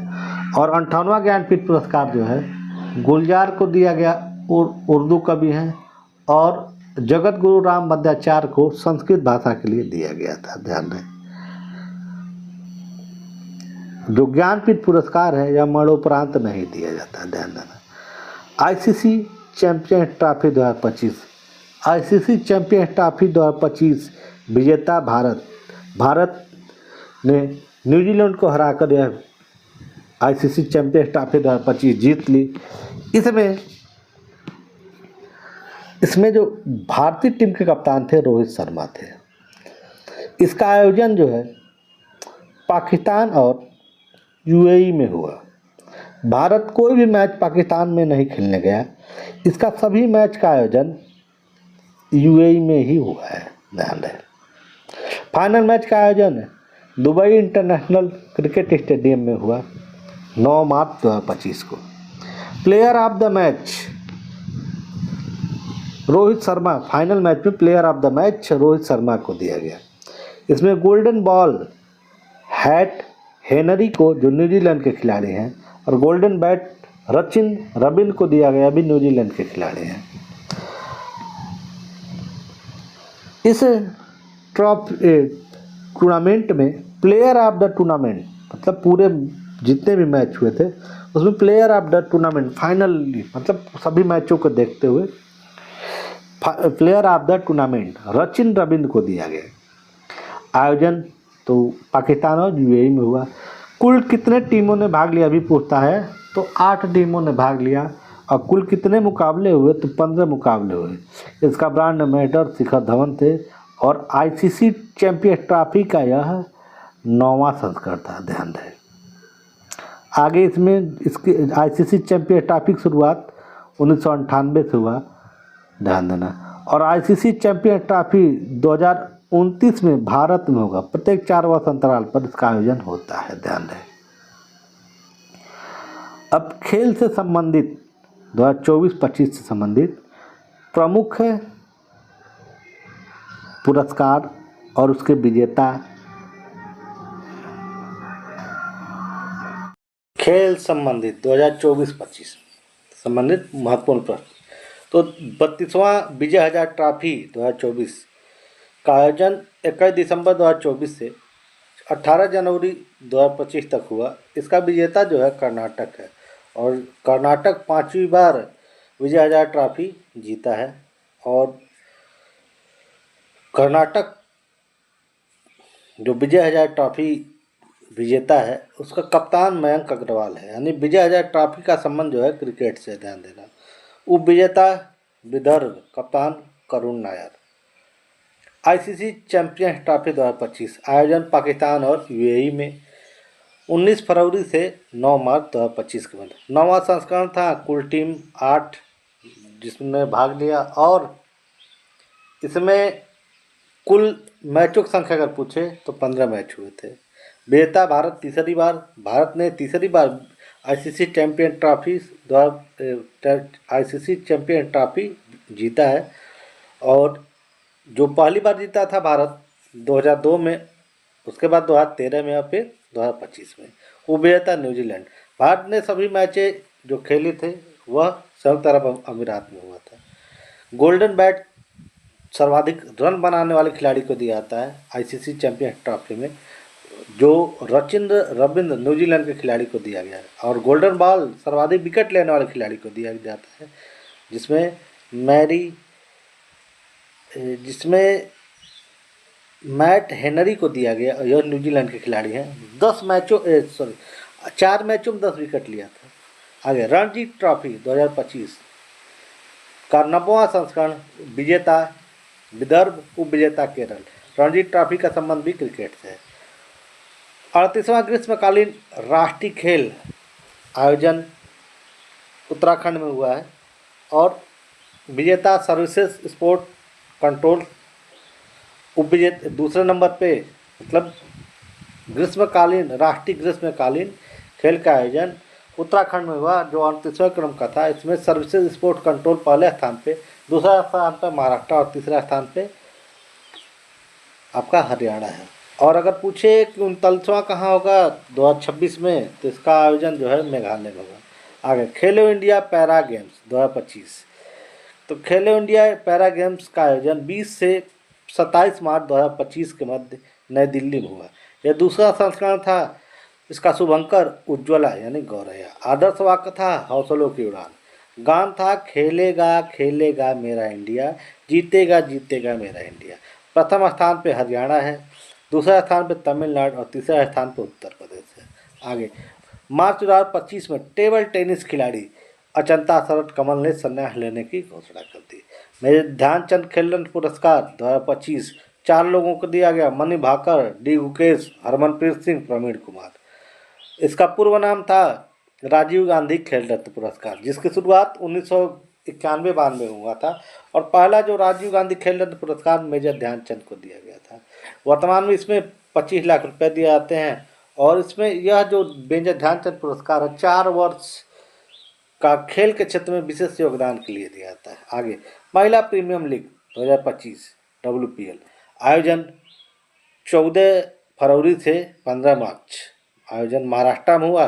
विजेता मुंबई इंडियंस, उपविजेता दिल्ली कैपिटल। तीसरा संस्करण था, और इसका आयोजन जो है 2023 से हुआ। पहला संस्करण आयोजन 2023 से हुआ। आगे फाइनल मैच में man of the match Harmanpreet Kaur, Mumbai की जो कैप्टन है, उनको दिया गया है। आगे 21वां एशियाई कुश्ती चैंपियनशिप, जिसका आयोजन 25 मार्च से 30 मार्च 2025 के मध्य हुआ, और अस्मान जॉर्डन में। प्रथम स्थान पे ईरान है, दूसरा स्थान पे जापान है। भारत का स्थान 8वां है। इस 21वां एशियाई कुश्ती चैंपियनशिप में प्रथम स्थान पे ईरान, और जिसने 4 स्वर्ण, 4 रजत और 4 कांस्य पदक जीते। दूसरे स्थान पे जापान है। भारत ने इसमें कुल 10 पदक जीते, जिसमें 1 स्वर्ण, 3 रजत और 6 कांस्य पदक शामिल हैं। आगे आईसीसी पुरुष cricket of the year 2024 Jasprit Bumrah को दिया गया, और आईसीसी महिला cricketer of the year 2024 Amelia Kerr, जो न्यूजीलैंड के खिलाड़ी, को दिया गया। और खेलो इंडिया शीतकालीन गेम 2025 जो 5वां संस्करण था, आयोजन लेह और गुलमर्ग में यानी लद्दाख में हुआ। शुभंकर था सी सॉन्ग। एशियाई महिला कबड्डी 2025 6वां संस्करण था, आयोजन तेहरान ईरान में। विजेता भारत, उपविजेता ईरान। आगे 2025 में सबसे अधिक कमाई करने वाला एथलेटिक पूछेगा तो क्रिस्टियानो रोनाल्डो। ईरानी कप 2024। ईरानी कप 2024 विजेता मुंबई, उप विजेता शेष भारत। और ईरानी कप का संबंध क्रिकेट से है। संतोष ट्रॉफी का संबंध फुटबॉल से है। इसका 78वां संस्करण विजेता पश्चिम बंगाल, उप विजेता केरल। आगे पेरिस ओलंपिक 2024। पेरिस ओलंपिक 2024 जिसका आयोजन पेरिस में हुआ था और इसमें भारत का जो स्थान था 71वां था। भारत ने कुल 6 पदक जीते, जिसमें 1 रजत और 5 कांस्य पदक है। भारत इस वर्ष कोई स्वर्ण पदक नहीं जीता। इसमें जो रजत पदक है नीरज चोपड़ा जो भाला फेंक के खिलाड़ी हैं द्वारा जीता गया। मनु भाकर जिन्होंने 2 कांस्य पदक जीता और मनु भाकर एकमात्र ऐसी खिलाड़ी बन गई जो एक ही ओलंपिक खेल में 2 पदक जीतने वाली। आगे फिर अमन सहरावत कांस्य पदक प्राप्त किए कुश्ती में। भारतीय हॉकी टीम ने कांस्य पदक जीता कुश्ती में। स्वप्निल कुसाले द्वारा कांस्य पदक जीता गया जो महाराष्ट्र के हैं और निशानेबाज। प्रथम स्थान पर अमेरिका है, दूसरा स्थान पे चीन, तीसरे पे जापान। अमेरिका द्वारा कुल 126 पदक, 40 स्वर्ण, 44 रजत और 42 कांस्य पदक हैं। चीन द्वारा 40 स्वर्ण, 27 रजत और 24 कांस्य पदक हैं, कुल 91 पदक। जापान द्वारा 20 स्वर्ण, 12 रजत और 13 कांस्य पदक जीते गए। और इसका संस्करण पूछेगा तो 32वां संस्करण था ओलंपिक का, या 32वां संस्करण था, ध्यान रखें। आगे ग्रामीण क्रिकेट लीग की शुरुआत करने वाला पहला राज्य पूछेगा तो बिहार है। कबड्डी विश्व कप 2025 विजेता भारत, उप विजेता इंग्लैंड। आयोजन मिडलैंड्स इंग्लैंड में हुआ। पहली बार इसका आयोजन एशिया से बाहर हुआ है। यह दूसरा संस्करण था और महिला वर्ग का भी विजेता भारत है, उप विजेता इंग्लैंड है। कबड्डी के प्रत्येक पक्ष में 7 खिलाड़ी होते हैं, ध्यान रहे। प्रमुख बैठकें 2024-25। विश्व आर्थिक मंच की 55वीं बैठक डावोस, स्विट्जरलैंड में हुआ जनवरी 2024 में। 6वां बिम्स्टेक सम्मेलन 2025 आयोजन थाईलैंड में। पीएम मोदी द्वारा इसमें भाग लिया गया। विषय इसका था समृद्ध, लचीला, खुला बिम्स्टेक। बिम्स्टेक में कुल सदस्यों की संख्या 7 है। इसका मुख्यालय ढाका है और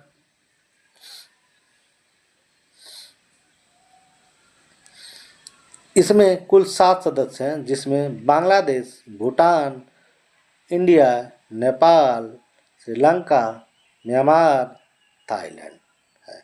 आगे G20 शिखर सम्मेलन का 19वां संस्करण आयोजन ब्राजील में हुआ।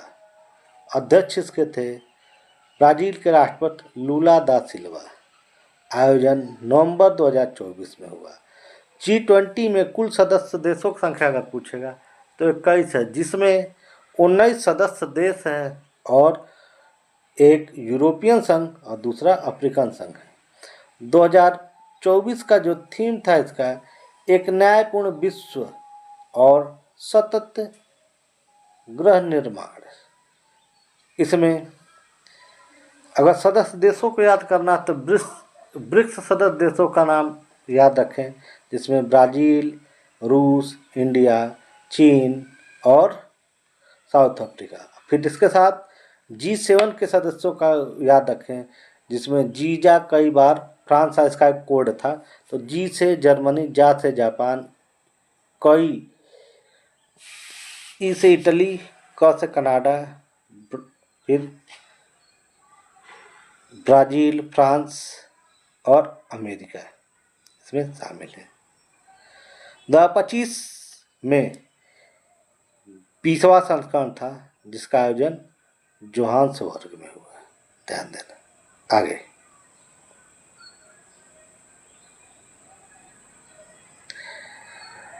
G20 का जो 2025 में संस्करण होगा 20वां संस्करण था, जिसका आयोजन जोहान्सबर्ग दक्षिण अफ्रीका में होगा। ध्यान रहे। आगे 18वां प्रवासी भारतीय सम्मेलन 18वां प्रवासी भारतीय सम्मेलन का आयोजन भुवनेश्वर उड़ीसा में हुआ, जिसका थीम था विकसित भारत में प्रवासी भारतीयों का योगदान। मुख्य अतिथि थे क्रिस्टीन कार्ला कंगालू, जो त्रिनिदाद और टोबैगो गणराज्य के राष्ट्रपति हैं। इसका 17वां संस्करण 2023 में जो आयोजित हुआ था, आयोजन मध्य प्रदेश के इंदौर में हुआ था। आगे 8वां हिंद महासागर सम्मेलन 2025 मस्कट ओमान में हुआ। इसमें भारत के विदेश मंत्री एस जयशंकर द्वारा भाग लिया गया। इसका थीम था समुद्री साझेदारी के नए क्षितिज की यात्रा। G7 2024 आयोजन इटली के अपुलिया शहर में। 50वां संस्करण था इसका। आगे शंघाई सहयोग संगठन SCO 2024 आयोजन पाकिस्तान में। 24वां संस्करण था। शंघाई सहयोग संगठन का मुख्यालय जो है बीजिंग चीन में है। आगे ब्रिक्स शिखर सम्मेलन 2024 आयोजन कजान रूस में। 16वां संस्करण था और 2025 में इसका आयोजन जो होगा ब्राज़ील में होगा। इसमें अगर सदस्य देश पूछे तो वर्तमान में ब्रिक्स में सदस्य देशों की संख्या 10 हो गया है, जिसमें ब्राज़ील, रूस, इंडिया, चीन और साउथ अफ्रीका तो पहले ही शामिल थे। अब इसमें 5 सदस्य और जोड़े गए, जो संयुक्त अरब अमीरात, ईरान सहित कुल 10 देश हैं। नाटो शिखर सम्मेलन 2024 आयोजन अमेरिका में। और नाटो का अगर मुख्यालय पूछे तो ब्रुसेल्स बेल्जियम में।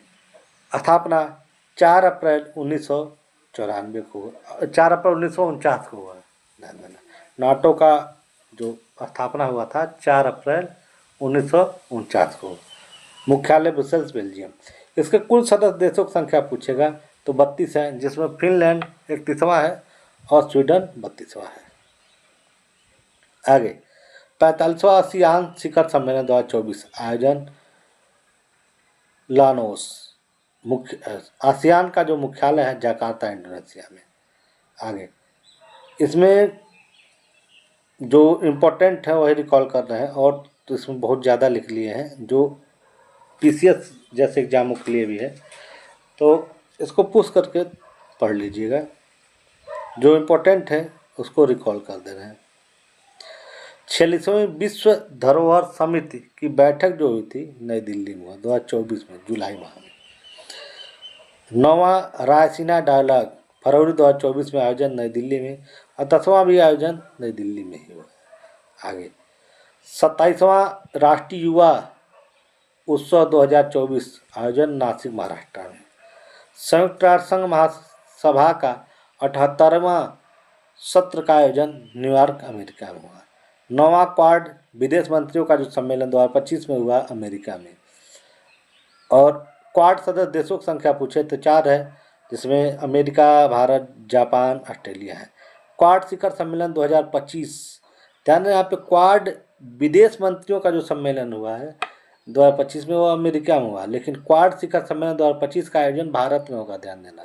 COP 28 का आयोजन 2023 में UAE में हुआ है नवंबर-दिसंबर में, और COP 29 का आयोजन 2024 में अजरबैजान बाकू में हुआ है। ध्यान देना। आगे बढ़िए। बजट 2025 बजट का उल्लेख संविधान अनुच्छेद 112 में दिया गया है, और उसमें बजट शब्द नहीं दिहल गई बा, एमन जौन बा वार्षिक वित्तीय विवरण दिहल गई बा। ध्यान रहे। भारत में बजट ब्रिटिश कालीन भारत में बजट 1860 में जेम्स विलियम्स द्वारा पेश कल गई रहा, और स्वतंत्र भारत का पहला बजट जौन है खड़मुखम शेट्टी द्वारा 1947 पेश किया गई रहा। गणतंत्र भारत का पहला बजट जौन बाटे जॉन मथाई द्वारा पेश कल गई। भारत में सर्वाधिक बार बजट मुरारजी देसाई द्वारा पेश कल गई। और सर्वाधिक बार बजट पेश करने वाली पहली महिला अगर पूछ दिया तो निर्मला सीतारमण हो गई हैं। इनका जो 2025 में जो बजट पेश कैली है ये 8वां रहल है, ध्यान दें। और भारत की पहली पूर्णकालिक वित्त मंत्री भी पूछे तो उत्तर आपका होगा निर्मला सीतारमण। और सर्वाधिक लंबी अवधि तक बजट भाषण करने वाली महिला भी निर्मला सीतारमण ही है, जिनका जो बजट भाषण था 2024 वाला वो 2 घंटा 40 मिनट का रहा है, लेकिन जो 2025-26 का रहा है वो 77 मिनट का रहा है। और पहला पेपरलेस बजट पेश कब भइल है तो ध्यान दिया 2021 में भइल है, और इहो भी निर्मला सीतारमण जी द्वारा ही पेश किया गया था।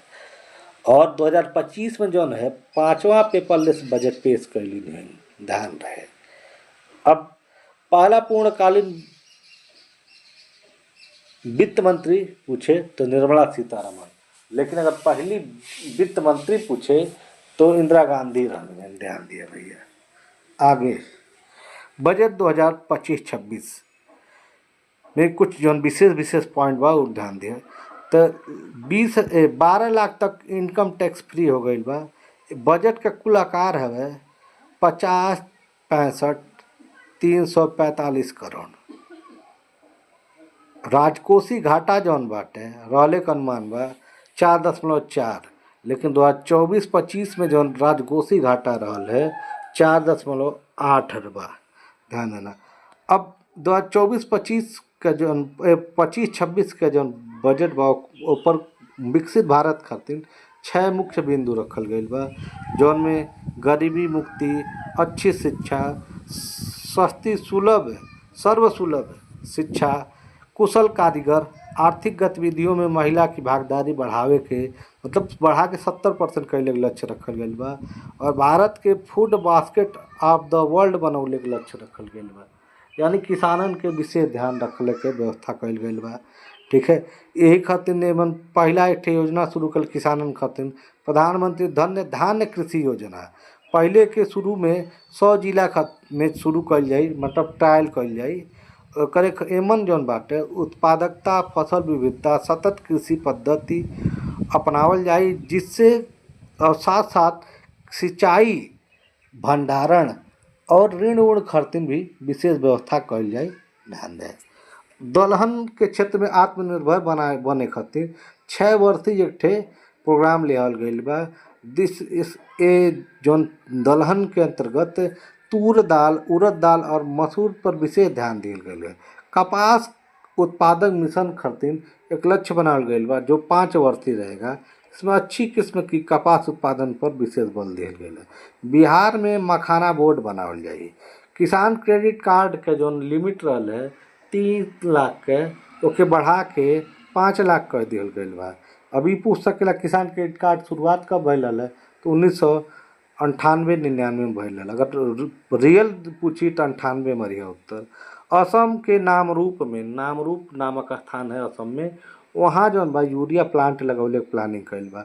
अब कुछ एमएसएमई के जो एमएसएमई यानी सूक्ष्म लघु मध्यम उद्योग के परिभाषा में चेंज कर गई बा, जिसमें एम मतलब माइक्रो सूक्ष्म उद्योग खातिर निवेश का सीमा 2.5 लाख और टर्नओवर 10 लाख कर दिया गया बा। 2.5 लाख और 10 लाख मतलब टर्नओवर 10 लाख का, लेन देन 10 लाख का। ओके, मतलब माइक्रो में 2.5 लाख रुपया निवेश और टर्नओवर 10 लाख 2.5 करोड़ जो माइक्रो में सूक्ष्म में 10 करोड़ का 2.5 करोड़ का निवेश करें और 10 करोड़ तक टर्नओवर हो सकेला। स्मॉल यानी लघु में 25 करोड़ का निवेश करें और 100 करोड़ तक का टर्नओवर रखें। फिर मीडियम में 125 करोड़ के निवेश करें और 500 करोड़ का टर्नओवर। सूक्ष्म उद्योगों में सूक्ष्म मतलब माइक्रो खातिर 5 लाख तक का क्रेडिट लोन देने का भी व्यवस्था कल गई बा। अटल टिंकरिंग प्रयोगशाला नवाचार के बढ़ावा देवे खातिर अटल टिंकरिंग प्रयोगशाला शुरू कल जाते है। 5 वर्ष में 50,000 अटल टिंकरिंग प्रयोगशाला खोलने के प्लान बा सरकार के। और ई जौन बाटे स्कूलन में खोलल जाए, ध्यान देना। भारतीय भाषा पुस्तक स्कीम, इसमें स्कूल एवं उच्चतर जो शिक्षा के लिए भारतीय भाषाओं में डिजिटल रूप से पुस्तकें प्रदान की, मतलब डिजिटल बढ़ावा दिया जाता है।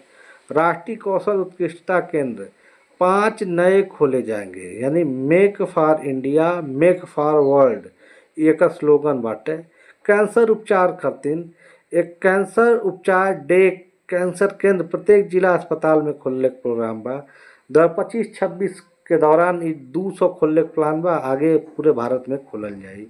जल जीवन मिशन जो लक्ष्य था इसका 2024 के, इके बढ़ा कहाँ से पूरा कौन है पौना 2028 तक बढ़ा दिया गया, मतलब 2028 तक हर घर जल जल प्रोग्राम बा ओके कंप्लीट कर जाए।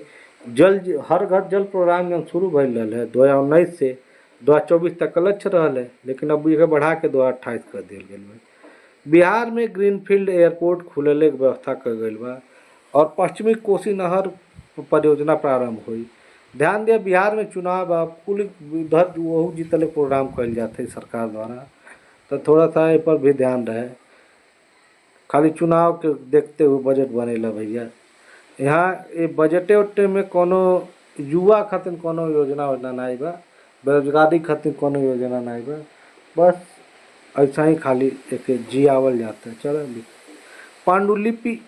पांडुलिपियों को संरक्षित हेतु ज्ञान भारतम मिशन शुरू कल गई बा। एफडीआई बढ़ा दिया गया बीमा क्षेत्र में 74 से 100%, अब 100% इन्वेस्ट करना विदेशी जाके। सरकार की आय का स्रोत, सरकार के आय कहाँ से होला, ध्यान दिया तो सरकार सर्वाधिक आय अपन उधार और अन्य देयता से 24% पावेले, आयकर से दूसरे नंबर पे पावेले और तीसरे नंबर जीएसटी, चौथे पे निगम कर। पूछेला भैया एग्जामों में कि सर्वाधिक सरकार का आय बजट 2025-26 के अनुसार सर्वाधिक आय कहाँ से होला, तो कई दिया कर्जा मांगेला सरकार ज़्यादा, दूसरे नंबर पे आयकर से पा जाला, तीसरे जीएसटी से वसूल लेला, चौथा निगम कर से। और एक व्यय सर्वाधिक कहाँ होला, तो करों और शुल्क में राज्य का हिस्सा जो 22% दे देला, फिर ब्याज अदायगी में 20% दे देने, केंद्रीय योजना में 16% बांटी देने और रक्षा में 8%। प्रमुख मद, अब रक्षा के क्षेत्र में जो उनका खर्च बा या बात तो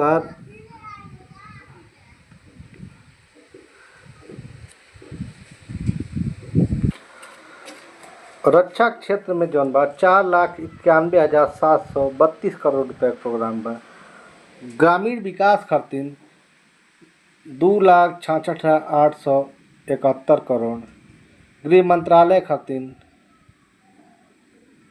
2,33,211 करोड़, कृषि में 1,71,427 और शिक्षा में 1,28,650 करोड़, स्वास्थ्य के क्षेत्र में इतने रुपए हैं, ध्यान देना।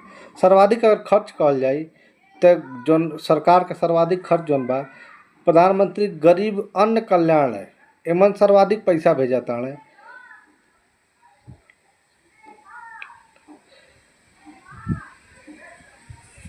और दूसरे नंबर पे आपका सर्वाधिक खर्च बा पीएम किसान सम्मान में, ध्यान रहे, इसको पुश करके देख लीजिएगा। फिलहाल यह डाटा जो है पीसीएस के एग्जाम में पूछता है, इसमें डायरेक्ट पूछ सकता है सर्वाधिक खर्च कहाँ, तो इसको बस देख लीजिएगा।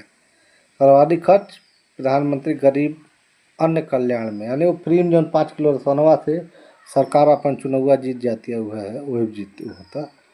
आगे कौन बात है। अगला टॉपिक है भारत के प्रमुख पदाधिकारी 2025। तो नाबार्ड के जो नए अध्यक्ष बने हैं केबी साजी, सेबी के अध्यक्ष तुहिन कांत पांडे जो 26वें नंबर के हैं। एयरपोर्ट अथॉरिटी ऑफ इंडिया के जो अध्यक्ष बने हैं विपिन कुमार। आगे पहली महिला विधि सचिव जो है अंजू राठी राणा बनी है। मुख्य चुनाव आयुक्त ज्ञानेश कुमार 26वें नंबर के बने हैं। यूपीएससी के नए अध्यक्ष अजय कुमार बने हैं। आरबीआई के नए गवर्नर जो हैं 26वें नंबर के संजय मल्होत्रा। महालेखा परीक्षक 15वें नंबर के जो बने हैं के संजय मूर्ति बने हैं। भारत के 52वें मुख्य न्यायाधीश बने हैं BR गवई, जिसमें 51वें नंबर पूछ सकता है संजीव खन्ना। फिक्की के नए अध्यक्ष हर्षवर्धन बने हैं। BCCI के नए अध्यक्ष रोजर बिन्नी। इसरो के ग्रामीण अध्यक्ष B नारायण बने हैं। मानवाधिकार आयोग के 9वें अध्यक्ष रामा सुब्रमण्यम बने हैं। DRDO के नए अध्यक्ष डॉक्टर समीर B कामत हैं और SSC के नए अध्यक्ष S गोपाल कृष्णन हैं। दिल्ली की मुख्यमंत्री रेखा गुप्ता बनी है, जो चौथी महिला है। दिल्ली की मुख्यमंत्री बनने वाली चौथी महिला। पहली अगर पूछेगा तो सुषमा स्वराज जी हैं, ध्यान देना। दूसरी पूछेगा तो शीला दीक्षित है और तीसरी जो अभी आम आदमी पार्टी की, उनका थोड़ा सा नाम कंफ्यूज में है, तो देख लीजिएगा। मतलब इनसे पहले जो बनी थी वही है। महान्यायवादी 16वें नंबर के महान्यायवादी R वेंकट रमणी हैं। नीति आयोग के वर्तमान CEO BVR सुब्रमण्यम। नीति आयोग के उपाध्यक्ष सुमन के बेरी। CDS अनिल कुमार चौहान। राष्ट्रीय सुरक्षा सलाहकार जो है अजीत डोभाल है। मुख्य आर्थिक सलाहकार अनंत नागेश्वर है। मुख्य सूचना आयुक्त वर्तमान में जो 12वें नंबर के हीरा लाल सामरिया हैं। केंद्रीय सतर्कता आयुक्त प्रवीण कुमार श्रीवास्तव हैं। महिला आयोग की नई अध्यक्ष विजय किशोर रहाटकर हैं। राष्ट्रीय अनुसूचित जनजाति आयोग के अध्यक्ष श्री अंतर सिंह आर्य हैं और राष्ट्रीय अनुसूचित जाति आयोग के अध्यक्ष श्री किशोर मकरवाना हैं। राष्ट्रीय पिछड़ा वर्ग आयोग के अध्यक्ष हंसराज गंगाराम अहिर हैं। लोकसभा वर्तमान अध्यक्ष ओम बिरला है। 18वीं लोकसभा है। उस लोकसभा महासचिव है उत्पल कुमार सिंह। लोकसभा विपक्ष नेता हमारे राहुल गांधी जी। आगे राज्यसभा के वर्तमान विपक्ष नेता मल्लिकार्जुन खड़गे हैं और राज्यसभा के उपसभापति हरिवंश नारायण सिंह हैं और राज्यसभा के महासचिव प्रमोद चंद्र मोदी हैं। वर्तमान में लोकपाल कौन है?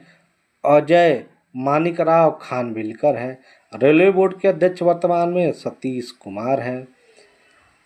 नीति आयोग के CEO BVR सुब्रमण्यम है। उपाध्यक्ष सुमन के बेरी हैं और 22वें विधि आयोग अध्यक्ष ऋतुराज अवस्थी हैं। 16वें वित्त आयोग के अध्यक्ष अरविंद पनगड़िया हैं। नालंदा UGC के अध्यक्ष जो हैं यम जगदीश कुमार हैं। नालंदा विश्वविद्यालय के कुलपति अभय कुमार सिंह हैं। अध्यक्ष परमाणु ऊर्जा आयोग के AK मोहंती हैं। भारतीय ओलंपिक संघ के अध्यक्ष PT उषा हैं। भारतीय पैरा ओलंपिक आयोग के अध्यक्ष देवेंद्र झाझरिया हैं। आगे मोदी कैबिनेट तो स्वास्थ्य एवं परिवार कल्याण मंत्री एवं रसायन उर्वरक मंत्री JP नड्डा हैं। कृषि एवं किसान कल्याण ग्रामीण विकास शिवराज सिंह चौहान जी हैं। आवास शहरी कार्य ऊर्जा मंत्री मनोहर लाल खट्टर हैं। वाणिज्य उद्योग मंत्री पीयूष गोयल हैं। शिक्षा मंत्री धर्मेंद्र प्रधान हैं। संसदीय कार्य एवं कोयला खनन मंत्री प्रहलाद जोशी हैं। पंचायती राज मत्स्य एवं पशुपालन राजीव रंजन उर्फ लल्लन सिंह हैं। सूक्ष्म लघु एवं मध्यम उद्योग जीतन राम मांझी हैं। पत्तन पोत परिवहन जलमार्ग सर्बानंद सोनोवाल हैं। रेलवे सूचना एवं प्रसारण मंत्री अश्विनी कुमार वैष्णव हैं। संचार पूर्वोत्तर विकास ज्योतिरादित्य सिंधिया हैं। सामाजिक न्याय एवं अधिकारिता मंत्री डॉक्टर वीरेंद्र कुमार हैं। नागर विमानन मंत्री किज राम मोहन नायडू हैं। उपभोक्ता मामले एवं खाद्य वितरण जो है प्रहलाद जोशी हैं। जनजातीय कार्य मंत्री जुएल ओराम हैं। कपड़ा मंत्री गिरिराज सिंह हैं। पर्यावरण वन एवं जलवायु मंत्री भूपेंद्र यादव हैं। संस्कृति एवं पर्यटन मंत्री गजेंद्र सिंह शेखावत हैं। इनके पहले जौन बाटे जल शक्ति मंत्रालय दिहल गया, अब इनके पास संस्कृति एवं पर्यटन है, ध्यान देना। महिला एवं बाल विकास मंत्रालय श्रीमती अन्नपूर्णा देवी के पास चली गई बा। संसदीय कार्य एवं अल्पसंख्यक मंत्री किरण रिजिजू हैं और इन्हीं के द्वारा जो वक्फ बोर्ड बिल जौन बा पेश कल गई, ध्यान देना। पेट्रोलियम एवं प्राकृतिक गैस मंत्री के बा तो हरदीप सिंह पुरी हमें। श्रम रोजगार युवा कार्यक्रम एवं खेल मंत्री मनसुख मांडविया हैं। कोयला खान के जो मंत्री हैं जी किशन रेड्डी हैं। खाद्य प्रसंस्करण के जो मंत्री बाटे हैं केंद्रीय मंत्री चिराग पासवान हैं। और हमारे अनुसार इस सबसे बढ़िया नेता भी हैं वर्तमान में रामविलास पासवान के पुत्र हैं। और सबसे वर्तमान में युवा एवं अच्छे नेताओं में इनकी गणना की जाती है। जल शक्ति मंत्रालय जनबा CR पाटिल के पास बाटे। आगे भारत का पहला 2024-25 क्वांटम कंप्यूटिंग गांव आंध्र प्रदेश के अमरावती में खोलल जाता है। पहला ट्रेन ATM पंचमपल्ली हवे जो मुंबई से मनवाड़ा के बीच चलेले उमन ATM लगा दिल गई बा। पहला राइस ATM जेकर नाम है अन्नपूर्ति ग्रेन ATM है उड़ीसा में एक स्थापित कल गई है। वर्टिकल लिफ्ट सी ब्रिज जिसका नाम है नया पम्बन ब्रिज 6 अप्रैल 2025 के बनाल गल PM मोदी द्वारा एक उद्घाटन कल ध्यान देना। और रेल विकास निगम लिमिटेड द्वारा शुरू कल। पहला 3D विश्व का पहला 3D प्रिंटेड मंदिर तेलंगाना में। समुद्र पर पहला ग्लास ब्रिज तमिलनाडु में तमिलनाडु के CM पुचित MK स्टालिन है। अंतरिक्ष में सबसे ज़्यादा समय स्पेस वॉक करने वाली पहली पूछेगा सुनीता विलियम्स। और पूछ सकेला कि पहली बार अंतरिक्ष कब गई रहनी तो 2007 में ध्यान देना है। और सबसे अधिक समय तक अंतरिक्ष में रहने वाली भी पूछेगा तो सुनीता विलियम्स है। भारत का पहला आयुर्वेदिक कैफे कहाँ खोलल गई है नई दिल्ली में खोलल गई है जेकर नाम बा सोमा द आयुर्वेदिक किचन। और वन्य जीव बायो बैंक स्थापित कहाँ भइल है दार्जिलिंग असम में। लेखक गांव स्थापित भइल है उत्तराखंड में। वरिष्ठ नागरिक आयोग केरल में स्थापित गई है। तो वरिष्ठ नागरिक आयोग स्थापित कैल पहला राज्य पूछेगा तो केरल है ध्यान देना। आगे शुद्ध शून्य कार्बन संचित करने वाला पहला एयरपोर्ट नई दिल्ली भइल है। सैनिटरी नैपकिन्स हेतु पैसा दे वाला पहला राज्य मध्य प्रदेश भइल 300 रुपया हर महीना दे। त्वरित पहल जिसके तहत ऑनलाइन सम्मन वारंट जारी करने वाला पहला राज्य हो मध्य प्रदेश भइल है। त्वरित पहल नामक एक पहल शुरू कैले जिसमें ऑनलाइन सम्मन वारंट इशू भइल। ऑक्सीजन पार्क स्थापित पहला जौन ऑक्सीजन पार्क स्थापित भइल है कहाँ भइल है तो नागपुर महाराष्ट्र में। एक नाम जो अमृत महोत्सव पार्क के अंतर्गत स्थापित कल गया। फिर माउंट शीश पांगमा पर चढ़े वाला पहला व्यक्ति पूछल जाई तो अर्जुन वाजपेयी हैं जो भारत का पहला व्यक्ति है। और विश्व की 8 चोटियों पर चढ़ने वाले भी पहले भारतीय हो गए। विश्व ध्यान दिवस नया दिवस शुरू भइल है। विश्व ध्यान दिवस जौन बाटे 21 दिसंबर के शुरू भइल है। और पहली बार एक मनावल कब गई है तो ध्यान दिह 2024 में पहली बार मनावल गया इसलिए नाते बहुत इम्पोर्टेंट हो गई बा। विश्व ध्यान दिवस 21 दिसंबर के मनावल जाई। और UNO द्वारा घोषित कल गई है। दुनिया का पहला वैदिक घड़ी उज्जैन महाकाल की नगरी में बनल है स्थापित भइल है मध्य प्रदेश में। जेकर एक अंतर्गत हिंदू पंचांग ग्रह मुहूर्त और ज्योतिष गणना इत्यादि बताई। UPS यानी यूनिफाइड पेंशन स्कीम लागू करने वाला पहला राज्य पूछिए तो महाराष्ट्र है।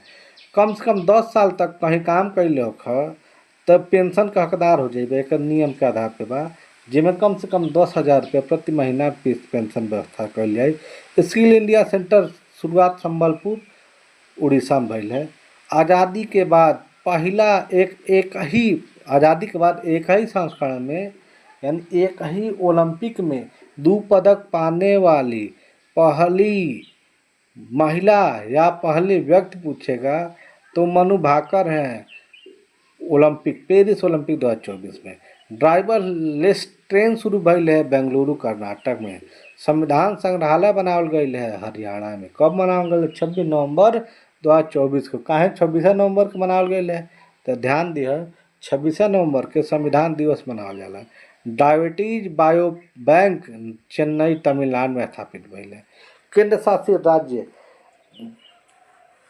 जम्मू कश्मीर के पहले CM के बनल है तो उमर अब्दुल्ला ठीक है। और पूछ दे कि जम्मू कश्मीर का गठन कब भइल रहल तो याद रखिए 31 अक्टूबर 2019 के। आगे, स्वदेशी लड़ाकू विमान तेजस उड़ाने वाली पहली महिला मोहना सिंह। स्वदेशी लड़ाकू विमान तेजस है जेको उड़ाए वाली पहली महिला पूछी तो मोहना सिंह। विश्व की पहली मिस एआई केंजा केंजना कें केंजा लेली। वंदे मेट्रो सेवा शुरू करने वाला पहला राज्य है ये गुजरात है जौन भुज से अहमदाबाद में। आगे, पहली एआईसीटी लखनऊ उत्तर प्रदेश में। हाइड्रोजन ट्रेन शुरू भइल है कहाँ, हरियाणा में, जेकर नाम है हाइट्रेल। इंग्लिश चैनल को पार करने वाली सबसे कम उम्र के तैराक हुए हैं जिया राय। और दुनिया का पहला एयरलिफ्ट पोर्टेबल अस्पताल कौन है, भीष्म है। पहला गिद्ध प्रजनन केंद्र उत्तर प्रदेश में जटायु संरक्षण एवं प्रजनन केंद्र। और ये जौन बात है कहाँ स्थापित भइल है तो ध्यान दिए भैया, यह स्थापित भइल है महाराजगंज में। आगे, भारत का पहला यूनेस्को साहित्य शहर के घोषित कल गई है तो कोच्चि। यूनेस्को की सूची में शामिल होने पहला साहित्य शहर है कोच्चि केरल वाला। लेकिन उसी पूछ रही यूनेस्को की सूची में शामिल होने वाला पहला शहर कौन सा है तो अहमदाबाद है। दूसरा कौन सा है तो जयपुर है। और साहित्य शहर में पूछी तो कोच्चि मरिया, कन्फ्यूजन यह मोती। आगे, माउंट एवरेस्ट पर चढ़ने वाली सबसे कम उम्र की अगर महिला पूछे तो काम्या कार्तिकेय। मुंबई के 16 साल में चढ़ गई। लेकिन भारत के हैं, अगर भारत के सबसे कम उम्र की पूछी तो यह काम्या कार्तिकेय मुंबई के 16 साल के। और दुनिया का आधार पे दूसरे नंबर के हैं। सबसे अधिक उम्र में माउंट एवरेस्ट पर चढ़े वाला पूछी तो ज्योति रात्रे। सबसे अधिक उम्र में माउंट एवरेस्ट पर चढ़े वाला पूछी तब ज्योति रात्रे, ध्यान देना, मध्य प्रदेश का है और 55 साल में चढ़ ले हैं। हिंदी साहित्य का पहला भाषा संग्रहालय वाराणसी में बने। पहला अंडर वाटर मेट्रो कहाँ शुरू भइल है कोलकाता हुगली नदी पर। जलवायु घड़ी कहाँ स्थापित भइल है तो नई दिल्ली में, वह 22 अप्रैल के। 22 अप्रैल के कहाँ की पृथ्वी दिवस है। विश्व की सबसे बड़ी टेलीफोन कंपनी रिलायंस जियो बन गई है। और ओम आकार के मंदिर बनल है पॉलीरा खान में, नागर शैली बनाल गई है। लक्षद्वीप में शाखा खोले वाला पहला बैंक कौन बनल है तो HDFC बनल है, ध्यान दिए। आगे, डार्क स्काई पार्क स्थापित भइल है पेंच टाइगर रिजर्व जो मध्य प्रदेश महाराष्ट्र में। पेंच जो टाइगर रिजर्व जोन बाटे, पेंच टाइगर रिजर्व जोन हवे एकर जौन 90% भाग है मध्य प्रदेश में है और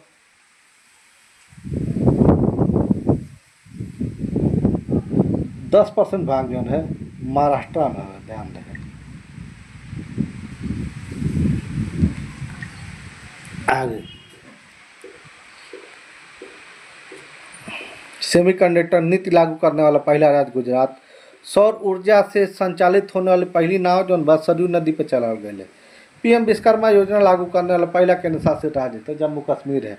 अगर पूरी PM विश्वकर्मा योजना शुरू कब बनल है तो 17 सितंबर 2023 के PM विश्वकर्मा योजना शुरू भइल है। पहला गर्ल्स सैनिक स्कूल मथुरा उत्तर प्रदेश में। अनाथ बच्चों हेतु योजना बनाए वाला पहला राज्य पूछे तो हिमाचल प्रदेश। हिमाचल प्रदेश के मुख्यमंत्री सुखविंदर सिंह सुक्खू है। जम्मू कश्मीर के पहले CM उमर अब्दुल्ला कौन पार्टी का है तो नेशनल कॉन्फ्रेंस पार्टी का है, ध्यान देना। स्वदेशी तो हो कंप्लीट है। आगे, प्रमुख ऐप एवं पोर्टल तो भूमि पोर्टल सड़क परिवहन एवं राज्य मंत्रालय द्वारा देश में राजमार्ग ढांचा का विकास खातिर। पाट मित्र ऐप वस्त्र मंत्रालय द्वारा जूट किसानों की सुविधा खातिर। मेरा युवा भारत PM मोदी द्वारा शुरू कल गई बा और युवाओं का देश निर्माण में भागीदारी खातिर। पहला स्टार्ट टैलेंट कनेक्ट राजस्थान द्वारा नौकरी खातिर शुरू कल गई बा। नौकरी खोजा लेकिन दी है ना कुल भाजपा सरकार आ गई बा, नौकरी के सपना छोड़ दा। निर्माण पोर्टल कोल इंडिया लिमिटेड द्वारा सिविल सेवा में जौन सिविल सेवा मतलब यूपीएससी में जौन जे प्री पास कर लेलस ओके 1 लाख रुपया सहायता दी कौन कोल इंडिया। संज्ञान ऐप आरपीएफ द्वारा शुरू कल गई बा और ये 3 आपराधिक कानून के विषय में जानकारी दी है। उपस्थिति पोर्टल झारखंड सरकार द्वारा शुरू कल गई बा और इसमें डॉक्टर और मेडिकल स्टाफों की उपस्थिति का मतलब वो अटेंडेंस लगाई है। सारथी 2.0 सेबी द्वारा शुरू कल गई है। जटिल वित्तीय अवधारणाओं को सरल बनाने हेतु चौपाल नामक जो ऐप शुरू भइल बा संदीप बंसल द्वारा शुरू कल गई है। भोजपुरी का पहला ओटीटी ऐप है ये अनुवादनी ऐप। अगला है केंद्र सरकार द्वारा शुरू कल बहुभाषा को बढ़ावा देने के लिए money to India app ICICI bank द्वारा ग्राहकों के अनुभव को बढ़ावे खातिर संभव ऐप जौन बाटे इंडियन आर्मी द्वारा सेना के बेहतर निर्णय लेवे के सक्षम बनावे खातिर मेरी पंचायत ऐप पंचायती राज द्वारा शुरू कल गई बा। दैनिक मौसम का अनुमान बताई है मन जागृति ऐप उपभोक्ता मंत्रालय द्वारा शुरू भइल है उपभोक्ता सहायता खातिर। लोकपथ ऐप मध्य प्रदेश सीएम द्वारा शुरू कल है। सड़क एवं पीडब्ल्यूडी में अगर कुछ सड़क उड़क गड़बड़ होकर तो ओकर फोटो खींच के डलिए तो ये लोग कुछ करिए और ये लेकिन करिए ना है बीजेपी सरकार है। आगे सिटीजन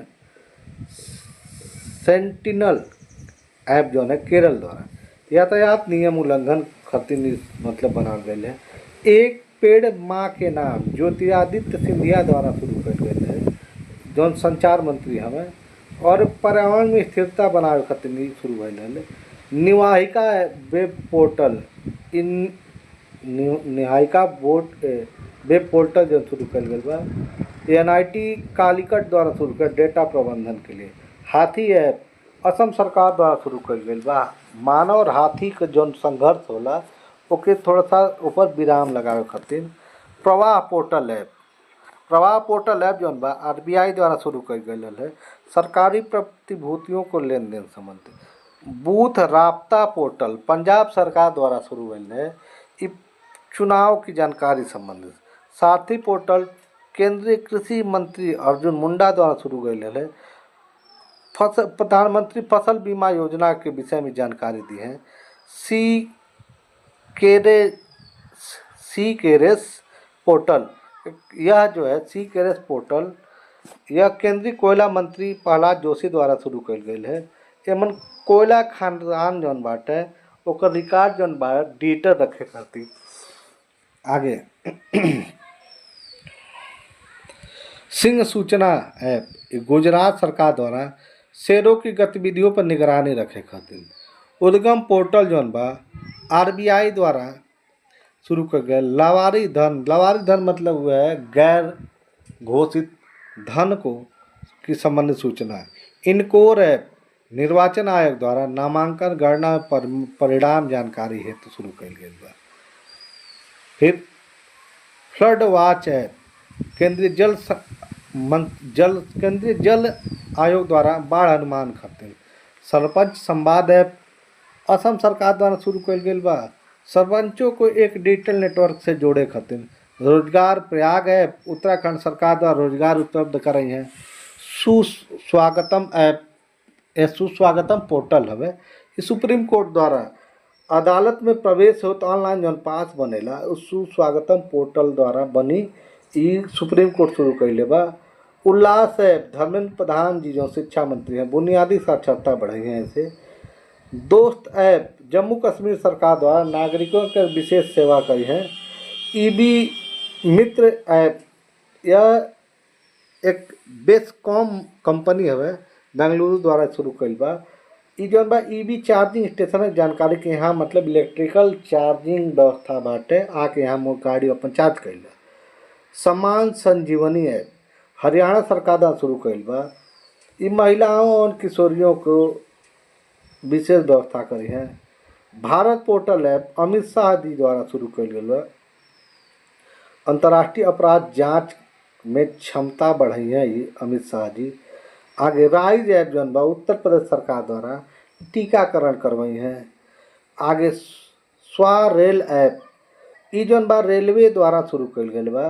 पैसेंजर की मदद हेतु रिजर्वेशन और अच्छी टिकट के लिए। लेकिन ध्यान दे भैया, इहो जौन बा यह पे कोनो काम हम करी ना है, पैसा ज़्यादा है तो दलालन के भरोसे अपन टिकट निकल जाए ना, तीस सरकार ते सब में गच्चे है।